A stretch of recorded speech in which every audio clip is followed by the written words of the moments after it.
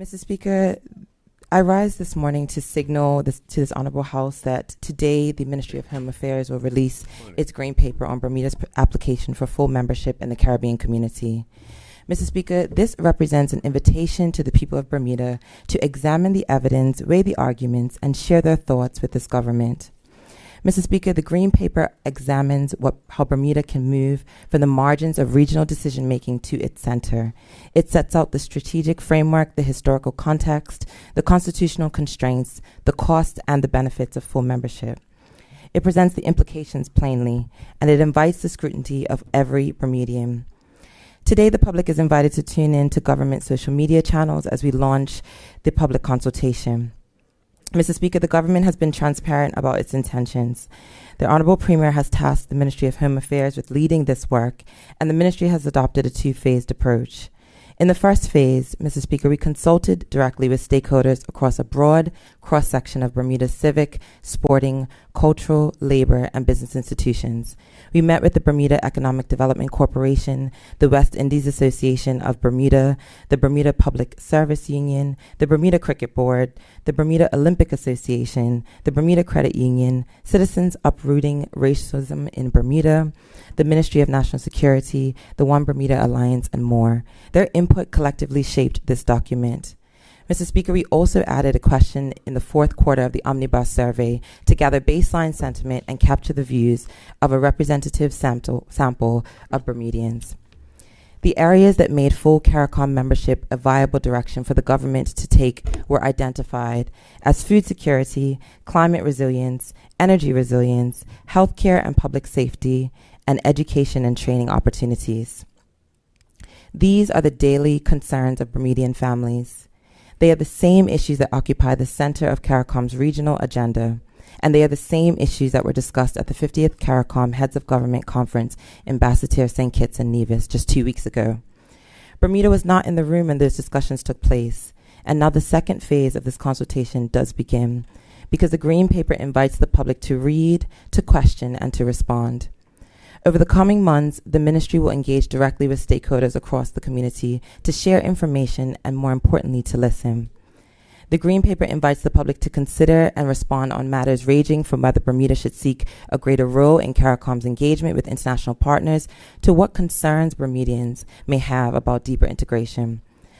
The government will accept written submissions through the Ministry of Home Affairs, and details of the submission process, public meetings, and the timeline for the government's response will be published separately. The public is invited for a launch which will begin today at 1 p.m. Mr. Speaker, some will ask, why now? The answer is that the world has changed around us, and the terms of our participation have not kept pace. Almost 23 years ago, former Premier Dame Jennifer Smith brought a historic motion to the House of Assembly that set Bermuda on a path to CARICOM associate membership. Bermuda became an associate member in 2003 following the Conference of Heads of Government decision at its 13th intersessional meeting in the Belize City in February of 2002. The agreement between the Caribbean community and the government of Bermuda established tiers of participation: observer status at meetings of the Conference of Heads, the Community Council of Ministers, participation without a vote in deliberation of most bodies, and explicit exclusion from the Council for Foreign and Community Relations, known as COFCOR, and from all discussions relating on foreign policy in any organ of the community. Mr. Speaker, that decision was right for its time. Associate membership gave us a framework for regional cooperation, and we have used it. Our uniformed services train alongside their Caribbean counterparts. Caribbean utility crews helped restore Bermuda's power after Hurricane Fabian. The Bermuda Regiment deployed to support Caribbean support recovery after Hurricane Ivan, Irma, and Maria. We competed in the Carifta Games, and we sent 18 artists, musicians, and gumbe dancers to Carafesta in Barbados in 2025. But associate membership has reached its structural limits. We are in the room, but not at the table. We participate, but we do not decide. And as the challenges face small island economies intensify, the gap between attendance and partnership grows wider. Mr. Speaker, 90% of what Bermudians eat comes from overseas. 98% of our electricity is generated from imported fuel. When global shipping is disrupted or fuel prices rise, the cost of groceries, electricity, and transportation rises with it. These are the same pressures that are felt across the Caribbean. CARICOM members are confronting them collectively. However, Bermuda is on the sidelines of those conversations. The Green Paper asks us to consider if we want to remain outside of those conversations. Mr. Speaker, before I speak to the contents of the Green Paper, I must speak to the story that it tells, because the question of CARICOM is not only a question of policy, it's a question of identity. Our history has never been in solitary. For more than 3 centuries, Bermudian vessels sailed the Caribbean Sea. From the 1660s, our seafarers worked the salt pans of the Turks Islands. Our shipwrights, many of them enslaved, built some of the fastest sloops in the Atlantic. Our families put down roots from Grand Turk to Kingston and are found on both sides of that historic connection to this day. The connection to St. Kitts and Nevis runs particularly deep. More than half of Bermuda's population traces ancestral roots to those islands. The Honorary Council for St. Kitts and Nevis has documented that hundreds came to Bermuda for work after the decline of the slavery-based sugar industry, with immigration increasing from 1875 as workers built Watford Bridge and later the Royal Navy Dockyard. Mr. Speaker, our most celebrated cultural tradition carries this connection in its bones. The gumbe is Bermuda's distinct art form recognized by UNESCO in 1970, but it did not emerge in isolation. The gumbe tradition shares direct lineage to masquerade dance troupes from St. Kitts and Nevis, the same headdress, the same masks, the same capes decorated with mirrors, ribbons, and bells, the same drums. Modern-day gumbe costumes originated with the influx of Caribbean workers, mainly from St. Kitts, Nevis, and Antigua in the 1920s and 1930s.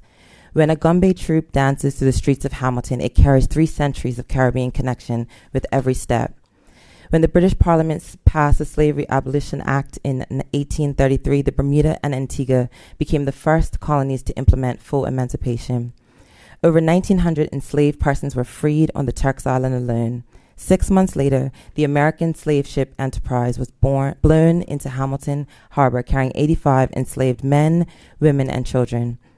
A formerly enslaved Bermudian by the name of Richard Tucker served as captain with a writ of habeas corpus. The Supreme Court convened at 9 p.m. and asked each person individually whether they wished to return to the United States or remain in Bermuda as free people. 72 chose that freedom. The act of liberation did not happen in isolation. It was part of a chain that stretched through the Bahamas, through the wider Caribbean, and into the conscience of the abolition movement. Bermuda's story is a Caribbean story, and it always has been. And yet, Mr. Speaker, during our consultations, we heard something that must be placed on parliamentary record. We heard from Bermudians whose parents deliberately concealed their Caribbean heritage from their own children. They did this not out of shame, but out of fear. Fear that acknowledging where they came from would make their children targets. Fear rooted in a colonial narrative that told us we are not like them. And so the question becomes, who benefits from that narrative? Not our families, not our children, and not Bermuda. Division has kept us small. Connection makes us strong. Mr. Speaker, I would turn to what this Green Paper sets before the people of Bermuda. The paper is organized into 5 chapters, and it begins with an explanation of what CARICOM is, how it functions, and what full membership entails. It addresses Bermuda's constitutional status as a British overseas territory and the constraints that status places on our participation. It sets out the history of Bermuda's relationship with CARICOM across nearly 30 years of engagement. It examines the tangible benefits of full membership in the areas that matter most to most Bermudians: cost of living, trade and economic opportunities, climate resilience, healthcare and education, and cultural connection. It presents the results of the stakeholder consultation and the Omnibus Survey. The paper is direct about cost, Bermuda's current annual contribution as an associate member. The indicative contribution as a full member would be approximately 0.16% of Bermuda's 2025-2026 annual expenditure. The government's position is that Bermuda's financial contribution should reflect the terms of the membership that we are able to accept, and the final figure will be determined through further negotiation. Mr. Speaker, the paper is also direct about the protections. Bermuda retaining full authority over its immigration framework and labor market. The existing work permit system remains in place. The Bermuda government's approach to the single market and economy is measured and phased. Bermuda's regulatory authority over financial services will not be compromised. These are the commitments that are stated plainly in the Green Paper for every Bermudian to read. Mr. Speaker, the Green Paper sets out what Bermuda brings to the table. Enhanced participation is not a one-way request. Bermuda is the world's risk capital, home to sophisticated insurance and reinsurance markets of direct benefit to Caribbean nations facing increased climate-related losses. Bermuda pioneered the regulatory framework for digital assets through Digital Assets Business Act 2018 and is now developing AI governance frameworks. Mr. Speaker, Bermuda's participation strengthens CARICOM's collective negotiating weight and extends its greater geographic footprint into the Mid-Atlantic. This is a partnership of mutual benefit. Mr. Speaker, I would just briefly share with this Honorable House what I witnessed at the 50th regular meeting of the Conference of Heads that took place between February 24th to February 27th. The conference was themed Beyond Words, Actions Today for a Thriving, Sustainable CARICOM. For the first time in over a decade, every head of government was present. The Premier and I were in attendance, and we participated in the opening ceremony and in bilateral engagements with overseas territory leaders. The benefits of attendance were significant, and we strengthened bilateral relationships. We engaged directly with regional leaders, and we advanced Bermuda's profile within the community. These are the relationships that open doors for Bermudian businesses, students, and institutions. Mr. Speaker, our presence demonstrated the seriousness with which the government approaches regional engagement and the evolution of our membership journey. However, on February 25th, the U.S. Secretary of State Marco Rubio attended the conference. It was the first visit by a U.S. Secretary of State to CARICOM heads meeting in approximately a decade. Secretary Rubio engaged CARICOM leaders on matters of direct consequence to Bermuda: regional security cooperation, energy partnerships, economic growth, trade and investment, combating illicit trafficking, and the future of U.S.-Caribbean relations in a period of significant geopolitical realignment. All overseas territories were informed that the substantive engagement between Secretary Rubio and CARICOM leaders would not be open to their attendance or participation. Mr. Speaker, Bermuda was in the building but not in the room. The resulting joint statements committed parties to comprehensive U.S. CARICOM cooperation framework on investment, trade, and disaster recovery. These are issues that affect Bermudian lives directly. Bermuda had no voice in shaping that framework. The U.S. CARICOM engagement alone makes a case for why associate membership is no longer sufficient, but it is not the only example. Bermuda is also excluded from CARICOM's collective efforts to build and strengthen economic relationships with Africa, Saudi Arabia, India, the UAE, Colombia, Brazil. The comprehensive economic partnership is negotiated, and Bermuda is not eligible within any of these. Mr. Speaker, this House should understand that the constitutional framework clearly. Bermuda's status as an overseas territory means that the UK retains responsibility for external defense and security. The Governor holds reserve powers under Section 61 of the Bermuda Constitutional Order 1968. The UK has progressively expanded Bermuda's authority to engage regionally, and the 2016 letter of entrustment requested by the OBA administration granted general authority to conclude agreements with CARICOM regional organizations. Mr. Speaker, I draw this House to the attention of an important fact, that the 2016 entrustment was sought and secured by the One Bermuda Alliance government. The 2024 entrustment was secured by this government. The pursuit of stronger CARICOM ties is not a partisan initiative. It has bipartisan precedent. Both governments have recognized the value of this engagement, and it is a commitment that reflects the settlement judgment of successive Bermudian governments. We recognize the 2024 letter comes with conditions, and Bermuda's representative must abstain on issues bearing directly on external relations, defense, or security. Any proposed membership text must be submitted to the FCDO for review, and a further letter of entrustment may be required before Bermuda can formally accede. In January 2026, the UK provided additional guidance in terms of our treaty, as well as the provisions included. These constraints are real, and the Green Paper addresses them in detail. They do not prevent Bermuda from deepening our relationship. The vast majority of CARICOM's practical work in health, education, trade, food security, climate resilience, digital infrastructure, and cultural cooperation falls within Bermuda's delegated authority. Our Caribbean neighbors are themselves American trading partners, security alliances, and neighbors. Deepening our partnership with them does not diminish our relationship with Washington and London. Mr. Speaker, we have heard the concerns and take them very seriously. We also take seriously the responsibility to distinguish concern from fear and fear from fiction.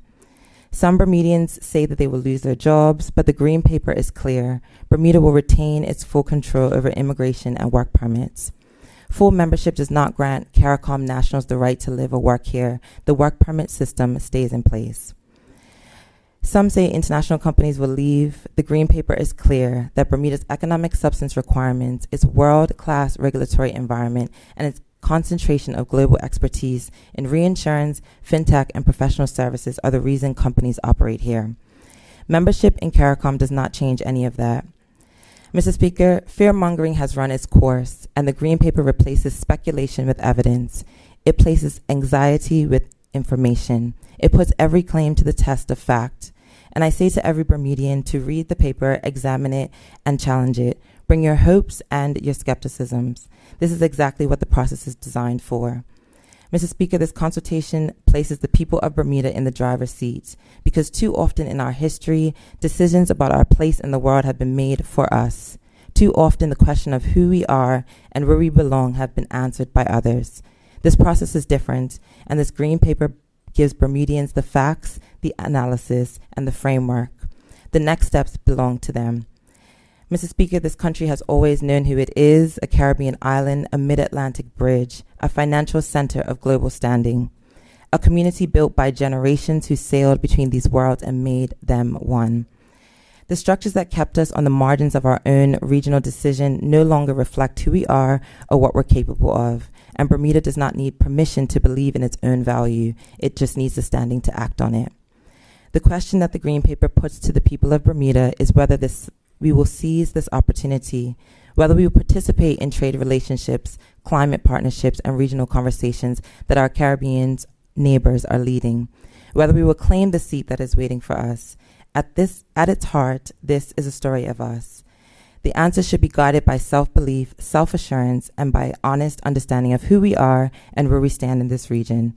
Every Bermudian has a place in this story, and they are invited to find their place in it. Thank you, Mr. Speaker.